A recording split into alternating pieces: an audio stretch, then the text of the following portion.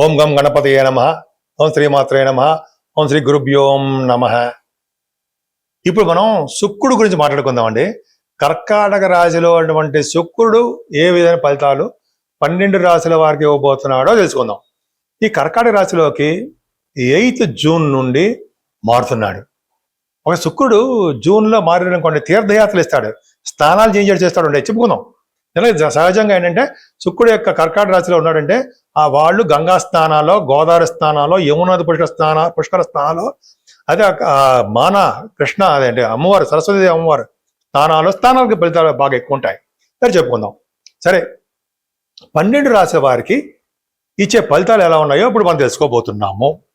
మకర రాశి వాళ్ళకి శుక్రుడు అద్భుతమైన మంచివాడు అండి. 5th హౌస్ లార్డ్ అయ్యాడు, మీకు భాగ్యాధిపతి అయ్యాడు, దశమాధిపతి అయ్యాడు మీకు. సరే పక్కన పెడదామండి. మీకు దశమాధిపతి అవ్వడం వలన మీకు 7వ స్థానంలో శుక్రుడు ఉండడం వలన మీ రాశిలో చూడడం వలన అదృష్టాన్ని ప్రసాదిస్తున్నాడు.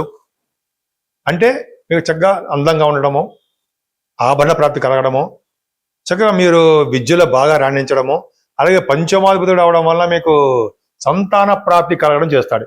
సంతాన ప్రాప్తి కలుగుతుంది. మీకు ఆడపిల్లలు పుట్టడానికి అవకాశాలు ఎక్కువ ఉన్నాయి. లక్ష్మీదేవి ఎక్కువ ఉన్నాయి మీకు. అద్భుతం.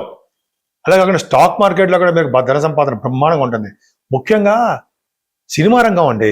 సినిమా రంగంలో అంటే కళారంగం అంటాం కదా, సినిమా రంగం, కళారంగం, నటన అవకాశాలు వస్తాయి మీకు. సంగీతంలోను, నృత్య కళాకారులుగాను, మీకు బాగా సాహిత్య రంగంలోనూ డబ్బు సంపాదించడం అవకాశాలు ఉన్నాయి. స్టాక్ మార్కెట్లో ధన సంపాదన ఉంది. అలాగే మీకు బాగా ఫెమిలియర్ పర్సన్గా ఉంటారు. మీరు జనాకర్షణ ఎక్కువ ఉంటుంది. 7వ స్థానం శుక్రుడు ఉండడం, 7మలో ఉన్నాడు కదా, 7వ స్థానం శుక్రుడు మంచివాడు కాదు కదా కర్కాటక రాశి అయినా గురుడితో కలిసి ఉన్నాడు కాబట్టి వివాహాది వేడుకలు, వివాహ శుభకార్యాలు, ధర్మకార్యాలు అన్ని చేస్తారు. భార్య భర్తల యొక్క అనురాగ ఆప్యాయతలు ఎక్కువ ఉంటాయి. అంత బాగుందండి. శుక్రుడు కళత్ర స్థానం అని మనం చెప్తాం కదా, అదృశ్య స్థానం అని. వ్యాపారాభివృద్ధి బ్రహ్మాండంగా ఉంటుంది. వ్యాపారాలు అంటే సినిమా అంటాం కదా. శుక్రుడు సినిమా రంగం కదండి, కళారంగం. అద్భుతంగా సినిమా అంటే టెలివిజన్ రంగం కూడా కళారంగంలో వస్తుంది అండి. చాలా బాగుంది. 10th హౌస్ లార్డ్ కూడా అయ్యాడు.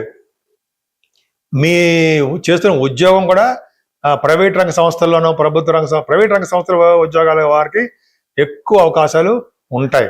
దశమాధిపతి శుక్రుడు అంతే కదండి.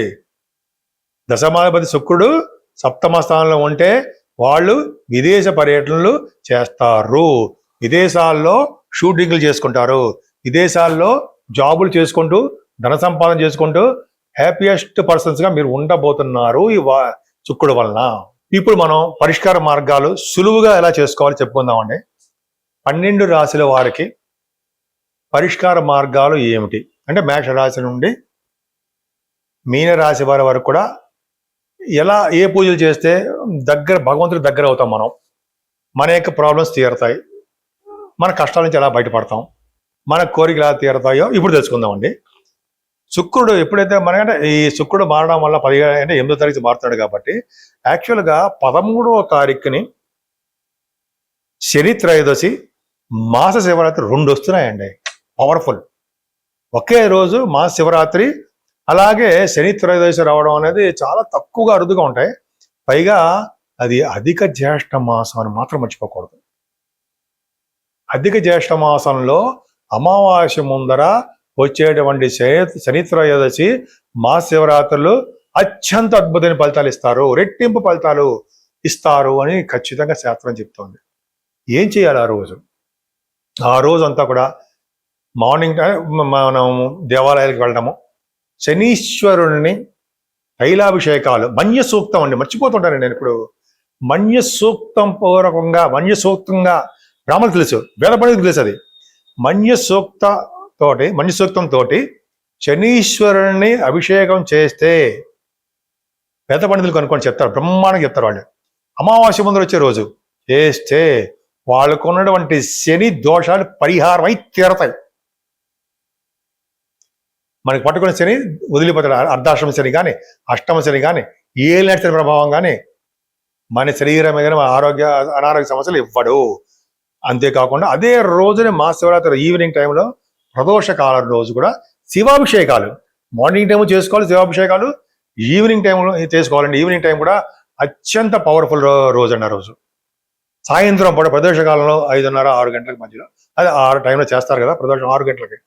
ఆ రోజు ఆ టైంలో కనుక శివాభిషేకాలు చేస్తూ దేవుని ముందర దీపం వెలిగించిన వారికి, అంటే నెయ్యి దీపం, ఆవు నెయ్యి కానీ మీ ఇష్టం, నువ్వుల నూనె కానీ దీపం వెలిగించిన వారికి సర్వ శుభాలు, సర్వ సుఖాలు, అదృష్టాలు, ఐశ్వర్యము ఇస్తాడు శివుడు.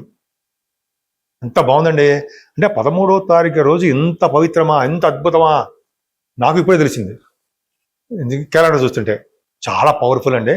నేను కూడా చేసుకుంటాను తప్పకుండా. ఇదొక మనం వదిలిపెట్టకూడదు. తర్వాత 15వ తారీఖుని అమావాస్య, అధిక జ్యేష్ఠ మాసం అక్కడ ఆ రోజుతో అయిపోతుంది అనమాట. అధిక జ్యేష్ఠ మాసంలో వచ్చినటువంటి అమావాస్య చూసారా, చాలా అద్భుతమైన ఫలితాలు ఇస్తాయండి. ముఖ్యంగా పితృ రుణం తీర్చుకోవాలన్నా, పితృదేవతలకు మనం పూజ చేసుకోవాలన్నా అదే రోజు చాలా వాళ్ళు మనకి సంతోషిస్తారు. ఎవరైతే ఆ రోజుని పితృదేవతలు పూజిస్తారో వాళ్ళ కుటుంబం వృద్ధి అవుతూ ఉంటుంది అని చెప్తూ ఉంటాం. ఆ పితృదేవతలు మనం దీవిస్తారు. దేవుడి కంటే ముందర చేయవలసిన పనులు పితృదేవతను తృప్తి పరచడమే ఈ శాస్త్రం చెప్తోంది. కాబట్టి మనకి ఎటువంటి అవకాశాలు ఉన్నా పితృదేవతలు మనం సంతృప్తి పరుద్దాము. అంటే నువ్వులతోటి నీళ్లతోటి మనం తర్పణాలు ఇవ్వడం చేస్తాం. మీకు తెలియదే ఉందండి, తర్పణాలు చేయడం మంచిదే.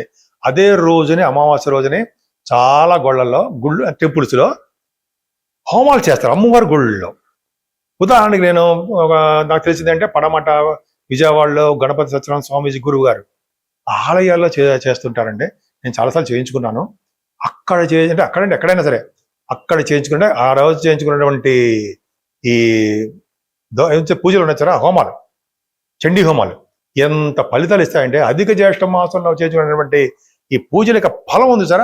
పూజలు అంటే మీన్ ఈ చండీ హోమాల యొక్క ఫలితం అనర్గళంగా అనంతంగా ఉంటుంది అని మా గురువుగారు చెప్తూ ఉంటారు. ఎంత పవర్ ఉందో చూసారా. మనం చేయించుకుందామండి, ఎక్కడున్నా సరే, ఎలా ఉన్నా సరే మనం అక్కడికి వెళ్ళి చేయించుకోలేకపోయినా డబ్బులు కట్టి చేయించుకుందాం, అమ్మవారి యొక్క ఆశీస్సులు తీసుకుందాం, అంతే. అవునా? సరే, అమ్మవారి యొక్క కనకదుర్గ అమ్మవారి దర్శనాలు చేసుకోవచ్చు. అంతేకాకుండా అమ్మవారికి అభిషేకాలు కూడా చేయించుకోవడం చాలా చాలా మంచిది. అంతేకాకుండా చాలా టెంపుల్స్లో కూడా ఈ హనుమంతుడికి, ఆంజనేయ స్వామి వారికి అభిషేకాలు, ఆ రోజు పూజలు, అలాగే ఆంజనేయ స్వామి వారిని సింధూరంతో పూజించడాలు, అలాగే ఆ స్వామివారికి తులసి దళాలు అంటారు సరే ఆ చేయడాలు, అంతేకాకుండా 11 ప్రదక్షిణాలు చేసుకోవడంలో చాలా పవర్ అండి. అసలు అన్నిటికంటే ముఖ్యం ఏంటంటే హోమం. ఇక్కడ కేకేడబ్స్ దగ్గర చేస్తుంటారు అనుకోండి హైదరాబాద్లో, సరే ఎక్కడున్నా సరే ఆంజనేయ స్వామి వారికి హోమం చేయించుకున్న వాళ్ళకి శనివుల్లో వచ్చే దోషాలు పరిహారం అయిపోతాయని చెప్పి సాక్షాత్ శనీశ్వరుడు చెప్పాడు కదండి మనకి. మనకంటే మనకు కాదని, నాకు కాదనుకోండి, మనం వింటూ ఉంటాం కదా. ఆ విధంగా శనీశ్వరుని పూజించవలసిందే, ఆంజనేయ స్వామి వారిని పూజించవలసిందే. సరే, ఇదంతా అయిపోయింది. మరి తర్వాత ఒక అద్భుతం అండి, దశపాపహార దశమి అని వస్తుంది. ఇప్పుడు 24వ తారీఖుని 24th వస్తుంది అది. సో ఆ టైంలో దశపాపహార అంటే, దశ పాపం అంటే 10 రకాలైనటువంటి పాపాలు, హారము అంటే హరించబడ్డం.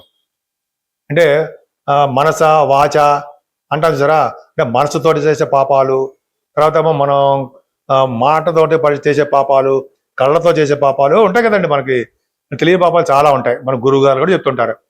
10 రకాలైన పాపాలు హరించే రోజే ఆ రోజు దశమి.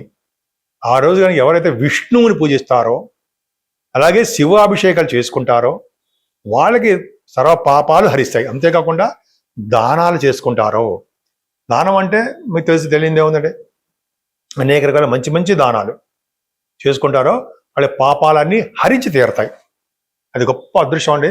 ఆ రోజు సాయంత్రం పూట ఉపవాసం ఉండి, అంటే ఫాస్టింగ్ ఉండి, నెక్స్ట్ డే రోజు ఏకాదశి పూట ఉపవాసం ఉన్నవాళ్ళంటే దశమి పూట ఈ పూజలు చేసుకుని ఏకాదశి పూట ఉపవాసం ఉన్నవారికి యమకింకర్లు మన దగ్గరికి రారు అని శాస్త్రం చెప్తాను. మన గురువు గారులే చెప్తున్నారు.